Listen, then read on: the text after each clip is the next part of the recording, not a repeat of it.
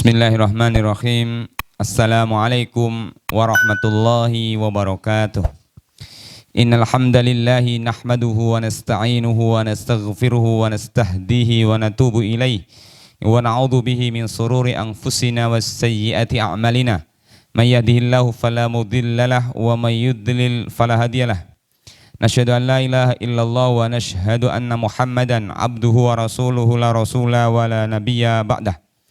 Yaqulu tabaraka wa ta'ala fi kitabihil karim, a'udzu billahi minasyaitonir rajim. Ya ayyuhalladzina amanu taqullaha haqqa tuqatih wa la tamutunna illa wa antum muslimun. Wa qala wa tubu ilallahi jami'an ayyuhal mu'minuna la'allakum tuflihun. Wa qala alaihi salatu wassalam, innama ana bashar fa idza amartukum bi syai'in min dinikum fa'tu minhu mastata'tum wa idza amartukum bi syai'in min nafsi fa innama ana bashar. Allahumma la sahla illa ma ja'altahu sahla wa anta taj'alul hazana idza syi'ta sahla.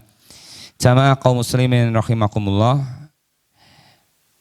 Kali ini adalah kajian seri yang ke-25 dari pembahasan Tazkiyatun Nafs. Masih kita sarikan dari kitab Mukhtasar Minhajul Qasidin yang dikarang oleh Imam Ibnu Qudamah Al-Maqdisi. Pada pertemuan kali ini kita masih akan melanjutkan kajian masih berkaitan dengan Kitabut Taubah. Yang pada pertemuan yang lalu kita sudah mendudukkan bahwa dosa itu dibagi ke dalam dua kelompok besar, dilihat dari besar dan kecilnya dosa. Yang pertama adalah as-saghair, dosa kecil. Yang kedua adalah al-kabair, dosa besar.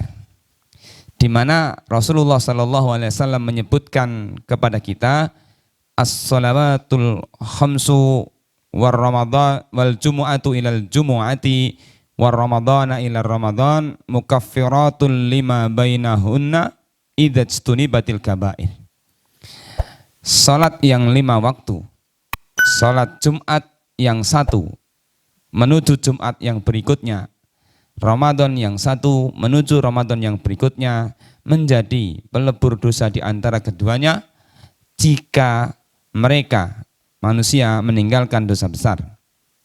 Maka sesungguhnya dari sinilah kita memahami bahwa sesungguhnya dosa kecil itu akan dihapuskan oleh Allah Ta'ala, akan diampuni oleh Allah Ta'ala ketika kita mampu meninggalkan dosa besar. Nah, pada pertemuan yang lalu kita sudah menyinggung tentang apa sebenarnya batasan antara dosa kecil dan dosa besar. Kapan sebuah dosa itu dikatakan menjadi dosa besar dan kapan dia dikatakan menjadi dosa kecil. Maka sebagian ulama kemudian menyatakan bahwa sesuatu perbuatan dosa dikatakan dosa besar ketika dosa itu diancam dengan laknat atau dosa itu diancam dengan neraka. Maka ketika dosa itu diancam dengan laknat atau diancam dengan neraka, maka dia masuk dalam kategori dosa besar. Jamaah rahimakumullah. Kemudian berbicara tentang persoalan dosa, maka sesungguhnya tidak ada manusia yang hidup di dunia ini yang tidak pernah berbuat dosa. Bahkan Allah Subhanahu wa taala menyebutkan dalam sebuah hadis qudsi yang menjelaskan kepada kita, laulam tudznibu la dhahaballahu bikum wala tallahu biqaumin mudznibina fayastaghfiruna rabbahum faghfaralah. Atau kama qala alaihi salatu wassalam. Seandainya kalian semuanya tidak ada yang berbuat dosa, sungguh Allah akan hancurkan kalian dan Allah akan datangkan suatu kaum yang mereka berbuat dosa. Kemudian mereka meminta ampun kepada Rabb-nya dan Allah Subhanahu wa taala akan mengampuni. Dari sinilah kemudian menjadi jelas kepada kita bahwa sesungguhnya tidak ada manusia yang tidak pernah berbuat dosa. Dan hadis ini bukan kemudian menjadi justifikasi bagi kita bahwa ternyata kita boleh berbuat dosa, bukan begitu. Tetapi hadis ini menunjukkan bahwa ketika Allah Subhanahu wa taala menerangkan tentang hal ini, maka akan semakin jelas ketika manusia berbuat dosa, maka kemudian dia meminta ampun kepada Allah Ta'ala, Allah SWT akan menunjukkan bahwa Allah Maha Pemurah, Allah Maha Pemaaf, Allah akan mengampuni seluruh kesalahan hamba-hambanya. Bagaimana seandainya tidak ada orang yang berbuat dosa, kemudian bagaimana Allah akan menunjukkan kepada manusia bahwa Allah Maha Pemurah dan Allah Maha Penyayang, Allah Maha Pengampun bagi hambanya. Jamaah kaum muslimin rahimakumullah. Kemudian ketika kita merenung, ternyata makhluk Allah SWT ini dilihat dari perbuatan dosanya, maka kita bisa mengelompokkan ke dalam 3 kelompok. Ada di antara makhluk Allah Subhanahu wa taala yang mereka itu selalu berbuat dosa, selalu berbuat maksiat kepada Allah SWT. Dia tidak pernah beramal soleh, dia senantiasa membangkang perintah Allah SWT. Siapa makhluk itu? Makhluk itu adalah iblis. Makhluk itu adalah syaitan. Karena sikap syaitan itulah kemudian Allah Subhanahu wa taala perintahkan kepada kita, innasyaitana lakum aduwwun fattakhidhuhu aduwwa. Sesungguhnya syaitan adalah musuh nyata bagi kalian, maka jadikanlah syaitan menjadi musuh. Ada makhluk yang lain yang diciptakan oleh Allah Ta'ala, yang pekerjaannya, yang perbuatannya, setiap saat dia senantiasa taat kepada Allah Subhanahu wa taala, tidak pernah bermaksiat kepada Allah Subhanahu wa taala. La ya'sunallaha ma amarahum wa yaf'aluna ma yu'marun. Sesungguhnya makhluk ini senantiasa beriman kepada Allah, senantiasa bertasbih kepada Allah, beribadah kepada Allah. La ya'sunallaha ma amarahum, tidak pernah membangkang perintah Allah Subhanahu wa taala. Wa yaf'aluna ma yu'marun, senantiasa taat mengikuti perintah Allah SWT. Siapa makhluk itu? Makhluk itu adalah malaikat. Di satu sisi ada makhluk Allah SWT yang senantiasa berbuat salah, terus menerus bermaksiat kepada Allah, tidak pernah taat kepada Allah. Di satu sisi ada juga makhluk Allah SWT yang senantiasa bertaat kepada Allah, senantiasa mengerjakan perintah-perintah Allah SWT, yaitu malaikat. Akan tetapi ada di antara 2 makhluk itu, ada makhluk di antaranya yaitu makhluk yang kadang-kadang taat kepada Allah, kadang-kadang bermaksiat kepada Allah, kadang-kadang melaksanakan perintah Allah, kadang-kadang dia meninggalkan perintah Allah. Siapa makhluk itu? Makhluk itu adalah manusia. Manusia, ada di antara manusia itu yang kadang-kadang dia taat kepada Allah dan kadang-kadang dia mengikuti perintah syaitan. Maka ketika kekuatan syaitania lebih mendominasi dirinya, maka orang ini akan terjebak kepada perbuatan maksiat. Sementara ketika kekuatan malaikat lebih mendominasi dirinya, maka manusia akan senantiasa taat kepada Allah Subhanahu wa taala. Jamaah kaum muslimin rahimakumullah. Kemudian pada episode kali ini kita akan membahas yang lebih detail tentang apakah ada kemungkinan dosa-dosa kecil yang kita kerjakan itu akan berubah menjadi dosa besar. Apakah dosa kecil yang kita kerjakan itu akan bisa berubah status menjadi dosa besar? Maka jawabannya adalah mungkin. Karena para ulama telah menyebutkan kepada kita, annas-saghirata tukabbiru. Sesungguhnya dosa-dosa kecil itu akan berubah menjadi dosa-dosa besar. Maka disinilah nanti kita akan mendudukkan apa sesungguhnya yang menyebabkan dosa yang kecil tadi kita kerjakan, dia berubah status menjadi dosa besar. Fi bayani ma tu'azzimu bihi saghair minadz-dzunub, yaitu penjelasan-penjelasan yang akan menerangkan kepada kita bahwa dosa-dosa kecil akan berubah status menjadi dosa besar. Apa sebabnya? Yang pertama adalah annas-saghirata tukabbiru bi asbabin minha al-israru wal muwadhabah. Sebab pertama yang menjadikan dosa kecil berubah status menjadi dosa besar adalah ketika seseorang mengerjakan dosa kecil dengan terus-menerus bersikukuh dia mengerjakan dosa-dosa kecil itu. Rasulullah SAW menyebutkan dalam sebuah hadis yang diriwayatkan oleh Imam Ad-Dailami. Beliau menyebutkan tentang sebuah riwayat bahwa Rasulullah SAW menyebutkan bersabda, la saghirata ma'a israr wala kabirata ma'al istighfar. Tidak ada dosa kecil ketika dikerjakan terus-menerus, dan tidak ada dosa besar ketika dia senantiasa beristighfar kepada Allah Subhanahu wa taala. Maka annal afwa an kabiratin qad inqadat wa lam yatba'ha mithlaha arja minal afi an saghiratin yuwadhibu 'alaiha al-'abdu. Bahwa sesungguhnya ampunan terhadap dosa besar itu akan lebih terbuka jika tidak diikuti dengan dosa yang lain. Jika dibandingkan dengan dosa kecil yang dikerjakan terus-menerus.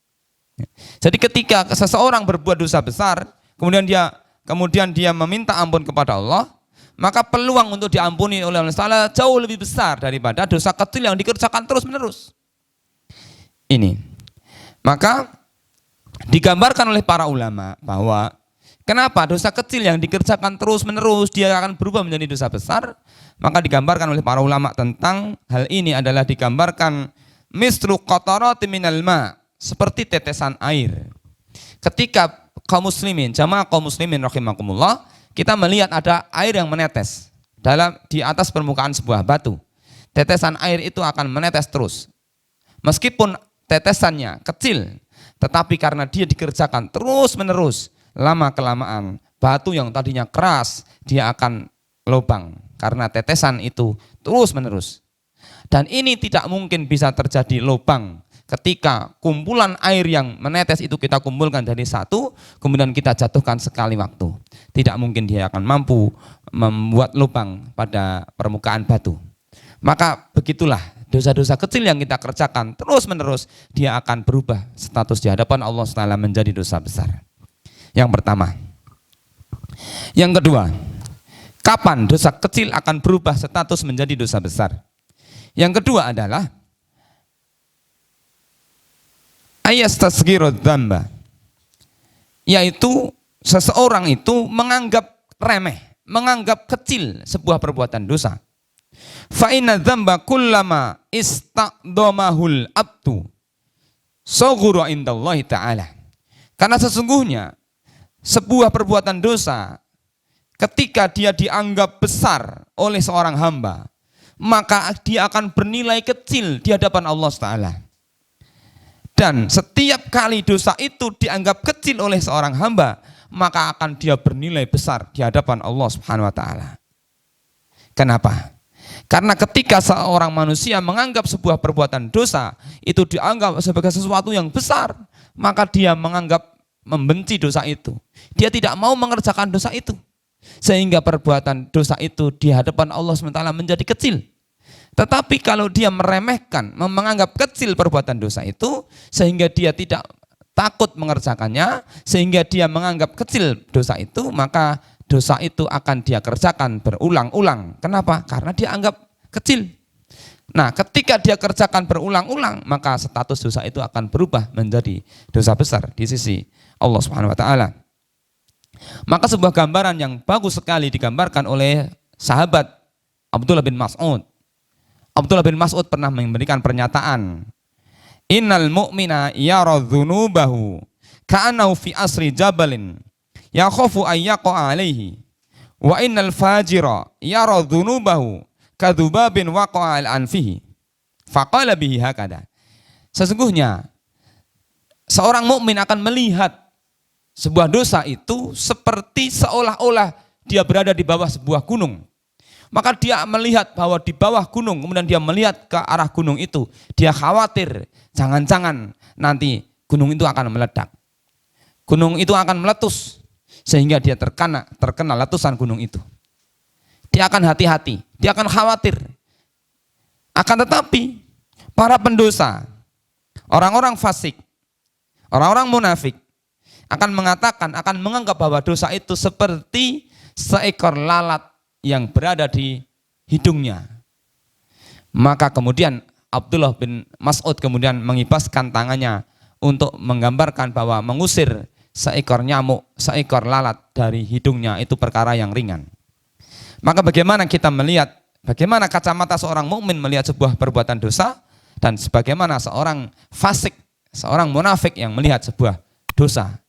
Begitu jelasnya Abdullah bin Mas'ud menjelaskan kepada kita. Maka ketika seseorang menganggap kecil perbuatan dosa dan dia akan berakibat dosa itu akan dia kerjakan terus menerus. Nah, ketika dosa itu dikerjakan terus menerus, dia akan bernilai besar di hadapan Allah Subhanahu wa taala. Ini adalah sebab yang kedua. Kemudian ada sebuah pernyataan yang disebutkan oleh para ulama yang ini mengutip dari sabda Rasulullah SAW. Sebagian menyebutkan bahwa ini adalah ungkapan dari Imam Anas bin Malik, tapi sebagian yang lain mengatakan bahwa ini sabda Rasulullah SAW. Innakum la ta'maluna a'malan. Sesungguhnya kalian akan mengerjakan suatu amalan. Hiya adaku fi a'yunikum minasya'ri. Inna kunna la na'uddaha ala ahdi Rasulillah sallallahu alaihi wasallam minal mubiqat. Dikeluarkan oleh Imam Al-Bukhari. Sesungguhnya kalian akan mengerjakan suatu amalan. Yang amalan itu kalian anggap lebih remeh daripada rambut. Lebih remeh daripada rambut. Akan tetapi kami para sahabat Rasulullah, para sahabat Rasul itu, kami menganggap perbuatan dosa itu di zaman Rasulullah SAW itu sebagai sebuah perkara yang membinasakan. Sama kaum muslimin rahimakumullah, berapa banyak perbuatan dosa yang hari ini kita kerjakan. Tetapi perbuatan dosa itu kita anggap remeh. Kita anggap perbuatan yang dosa kecil. Tetapi perbuatan dosa itu ketika kita bawa ke zaman Rasulullah Sallallahu Alaihi Wasallam adalah perkara yang sangat berat di sisi para sahabat Rasulullah Sallallahu Alaihi Wasallam. Jamaah kaum muslimin rahimakumullah, coba kita bisa mengambil sebuah contoh. Misalnya, perbuatan dosa meninggalkan salat. Di masa Rasulullah Sallallahu Alaihi Wasallam, orang yang meninggalkan salat, yang tidak mengerjakan salat, maka ini adalah perbuatan yang besar. Meninggalkan salat adalah perbuatan dosa besar. Tetapi bagaimana kita melihat hari ini banyak kaum muslimin yang masih meninggalkan salat. Bagaimana kita bisa melihat seorang seorang muslim meninggalkan salat subuh berjamaah di masjid. Ini adalah sebuah perbuatan dosa besar di masa sahabat Rasulullah SAW. Tetapi hari ini kita banyak melihat kaum muslimin meninggalkan salat subuh berjamaah. Bagaimana kita melihat tentang orang yang tidak memakai hijab, orang yang tidak memakai jilbab. Di masa Rasulullah perbuatan dosa besar, dianggapnya sesuatu yang besar. Tetapi banyak di antara saudara-saudara kita yang masih enggan untuk menggunakan jilbab dan yang lain sebagainya. Ini adalah sebab yang kedua. Kemudian sebab yang ketiga adalah sebab yang menjadikan dosa kecil berubah menjadi dosa besar adalah ayyafraha bis-saghirah wa yatamaddahu biha. Seseorang mengerjakan perbuatan dosa, tetapi dia mengerjakan perbuatan dosa itu dengan bangganya. Dia bangga mengerjakan perbuatan dosa. Ketika seseorang mengerjakan perbuatan dosa, kemudian dia berbangga dengan perbuatan dosanya, maka dosa itu bernilai besar di hadapan Allah Subhanahu wa taala. Bagaimana? Seandainya kita bisa melihat bagaimana para ulama mencontohkan ketika ada seorang pedagang, misalnya kita ambil contoh seorang pedagang. Ketika pedagang ini berbuat curang, misalnya dengan mengurangi timbangannya, menjual barangnya dengan tidak jujur, barang yang tidak baik dia taruh di bagian bawah, barang yang baik dia taruh di atas. Begitu dia berhasil menipu pelanggannya, begitu dia berhasil mengelabui pelanggannya, kemudian waktu berlalu, kemudian dia bercerita kepada temannya, wah, tadi saya jual begini dan begini, ternyata tidak ada yang tahu. Saya kurangi timbangannya ini, tidak ada yang tahu. Dia dengan bangganya dia mengerjakan dosa itu, padahal itu di sisi Allah Taala adalah sebuah perbuatan dosa. Na'udzubillah min dzalik. Jamaah kaum muslimin rahimakumullah. Yang berikutnya, yang keempat, hal yang menyebabkan dosa kecil akan berubah menjadi dosa besar adalah ayatahawanu bisatrillahi ta'ala wa khilmihi anhu wa ihmalihi iyahu wala yadri anna dzalika qad yakunu maqtan liyazdada bil ihmali isman. Seseorang ketika dia mengerjakan dosa, kemudian Allah Subhanahu wa taala telah menutupi perbuatan dosa itu, tetapi justru dia meremehkan atas ditutupnya dosa yang dia kerjakan itu. Dia sangka bahwa ketika dosa itu ditutupi oleh Allah Ta'ala, maka dosa itu telah diampuni oleh Allah Ta'ala. Padahal bukan. Padahal dengan menutupi dosa itu, Allah Subhanahu wa taala murka. Allah kumpulkan perbuatan dosa itu dan nanti pada akhirnya dia akan diadab oleh Allah Subhanahu wa taala. Na'udzubillahi min dzalik.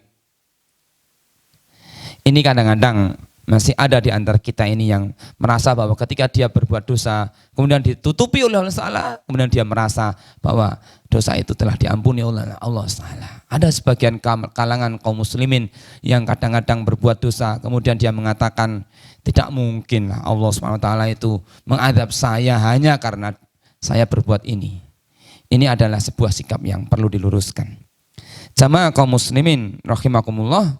Kemudian yang kelima, penyebab dosa kecil berubah menjadi dosa besar di sisi Allah Ta'ala adalah ketika perbuatan dosa itu dikerjakan terang-terangan. Rasulullah SAW menyebutkan dalam sebuah hadis yang diriwayatkan oleh Imam Muslim, kullu ummati mu'afa illal mujahirun. Kullu ummati mu'afa illal mujahirin. Wa inna minal mujahirati ayya'mala ar-rajulu al-amala bil-laili thumma yusbihu wa qad satarahu Allahu alaihi fayaqulu ya fulan amiltul barihata kada wa kada wa qad bata yasturuhu Allahu alaihi wa yusbihu yakshifu satrallahu anhu atau kama qala alaihi salatu wassalam. Setiap umatku akan diberikan ampunan oleh Allah Ta'ala. Setiap umatku yang berbuat dosa akan diampuni oleh Allah Ta'ala kecuali orang yang terang-terangan. Para sahabat bertanya, siapa yang dimaksud dengan yang terang-terangan? Rasulullah SAW kemudian menjelaskan, wa inna minal mujahira, dan sesungguhnya orang yang termasuk orang yang berbuat dosa terang-terangan adalah seseorang yang mengerjakan suatu amalan perbuatan dosa pada malam hari, kemudian pada pagi harinya Allah tutupi perbuatan dosa itu, tetapi pada pagi harinya dia berkata kepada teman-temannya, ya fulan, wahai saudaraku, ya fulan, tadi malam aku telah berbuat dosa begini dan begini. Padahal Allah SWT telah menutupi dosanya, tetapi dia justru menceritakan dosa-dosanya kepada orang lain. Na'udzubillah summa na'udzubillah. Ini adalah salah satu sebab di antara sebab-sebab yang menjadikan seseorang itu perbuatan dosa kecilnya berubah status menjadi dosa besar di hadapan Allah Ta'ala karena dia kerjakan dengan terang-terangan. Jamaah kaum muslimin rahimakumullah.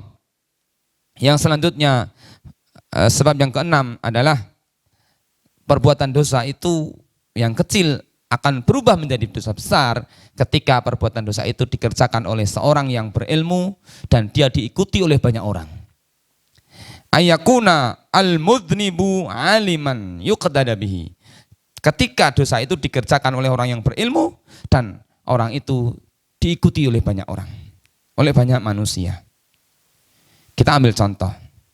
Perbuatan hasad, sesungguhnya dia adalah perbuatan yang haram, yang dilarang oleh Allah Ta'ala. Tetapi perbuatan hasad yang dikerjakan oleh seorang ulama akan berbeda status dengan sikap atau perbuatan hasad yang dikerjakan oleh orang yang tidak punya pengaruh. Karena seorang ulama yang dicontoh oleh banyak orang, seorang yang alim yang dicontoh oleh banyak orang, itu sikap hasad itu ketika dia kerjakan maka akan diikuti oleh pengikut-pengikutnya ikut juga bersikap hasad atau berbuat hasad kepada orang lain. Maka sesungguhnya Rasulullah SAW telah memberikan pernyataan kepada kita, Waman sanna fil islami sunnatan sayyi'atan kana alaihi wizruha wa wizru man amila biha ba'dahu min ghairi ayang qusa min auzarihim syai'un. Dan barang siapa yang membuat sunnah, yang membuat kebiasaan yang buruk di dalam Islam, maka dia akan mendapatkan dosa, dan dosa orang-orang yang mengikutinya setelahnya tanpa dikurangi sedikit pun dosanya atas mereka itu. Jadi ketika seseorang yang menjadi panutan kemudian dia bermaksiat atau berbuat dosa, maka dosa yang dia kerjakan kemudian diikuti oleh orang-orang di belakangnya, dia pun akan berubah status menjadi dosa besar di sisi Allah SWT. Jamaah kaum muslimin rahimakumullah, inilah diantara beberapa sebab kapan dosa kecil berubah menjadi dosa besar. Semoga kita mampu untuk menjauhinya dan menghindarinya. Itulah pembahasan kita pada episode yang pada ke-25 kali ini. Al-afu minkum. Wassalamualaikum warahmatullahi wabarakatuh.